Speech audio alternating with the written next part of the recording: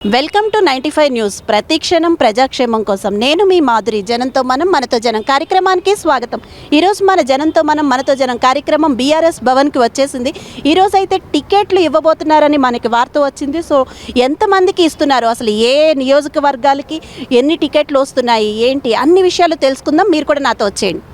ఇక నియోజకవర్గ సభ్యులు అయితే మాత్రం చాలా ఉత్కంఠంగా ఎదురు చూస్తున్నారు. తమకి ఆ టికెట్ లభిస్తుందా లేదా అని చాలా ఆశగా చూస్తున్నారు. ఇప్పుడైతే మనం సీఎం కేసీఆర్ గారు వచ్చే వరకు వెయిట్ చేయాలి. ఇప్పుడు 2:30కి ఆయన ఇక్కడికి రాబోతున్నారు బీఆర్ఎస్ భవన్కి. అప్పుడు ఎవరెవరికి ఇస్తారు, ఏమేంటి అన్ని విషయాలు మనం అప్పుడు తెలుసుకుందాం. ఎన్నికల మేనిఫెస్టో, ఎన్నికలలో మేము ఏం ప్రజలకు చెప్పబోతున్నాము, అదనంగా ఏ విషయాలు చెప్పి ఇదివరకు చేసినటువంటి ఈ 10 ఏళ్ల ప్రగతి కాక అదనంగా ఏం చేయబోతున్నాము అనేటువంటిది మేనిఫెస్టో కమిటీ ఒకటి కూర్చొని అది డిస్కస్ చేసి మేనిఫెస్టోను డ్రా చేసి ఆ తర్వాత ప్రకటిస్తారు ముఖ్యమంత్రి. లాస్ట్ టైం ఉన్న మేనిఫెస్టోలో కొనసాగిస్తూ కొన్ని పథకాలు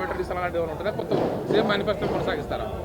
ఇప్పుడు మేనిఫెస్టోలో ప్రకటించిన వాటికి ప్రకటించని వాటిని కూడా జత చేసి అమలు చేస్తాం ఈ 2 టర్ములలో. ఈసారి రాబోయేటువంటి కాలానికి, రాబోయేటువంటి తరానికి ఏవి అవసరమో చూసుకొని ప్రజాభిప్రాయం మేరకు మేనిఫెస్టో తయారు.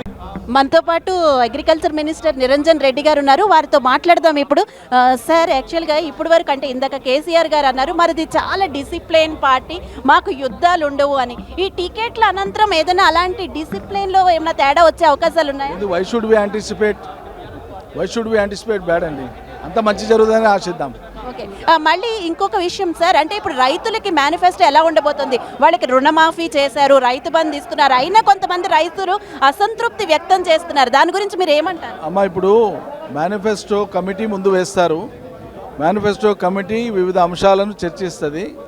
ఆ తర్వాత అక్టోబర్ 16న వరంగల్లో జరపతలపెట్టినటువంటి మహాసభలో దాన్ని వేధిస్తాం, ప్రజల ముందు పెడతాం. ఇప్పుడు ఓన్లీ అభ్యర్థుల ప్రకటన వరకే పరిమితమైన ఈరోజు. ఇప్పుడు ప్రతిపక్షాల వాదన ఏంటంటే ఎలక్షన్స్ ముందు ఇలాంటివన్నీ స్ట్రాటజీలు చేస్తోంది బీఆర్ఎస్, అంటే రకరకాల పథకాలు పెట్టి ఆర్టీసీ విలీనం కానీ, గృహలక్ష్మి కానీ, ఇవన్నీ వాటి గురించి మీరు ఏమంటారు? ఇవన్నీ మేము ప్రకటించినవే కదమ్మా, మేనిఫెస్టోలో పెట్టినవే కదా, చేస్తామన్నవే చేస్తున్నాం కదా, కొత్తగా ప్రకటించిన ఏం లేదు కదా.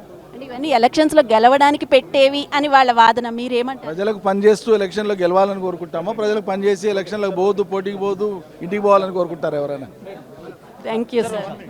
తర్వాత రాష్ట్ర ప్రయోజనాల్ని, పార్టీ ప్రయోజనాల్ని దృష్టిలో పెట్టుకొని ప్రజాభిప్రాయం మేరకు క్షేత్రస్థాయిలో ప్రజలకు ఉండేటువంటి అభిప్రాయాల్ని సమగ్రంగా అవలోకనం చేసుకొని ఈ నిర్ణయానికి వచ్చి కేవలం 7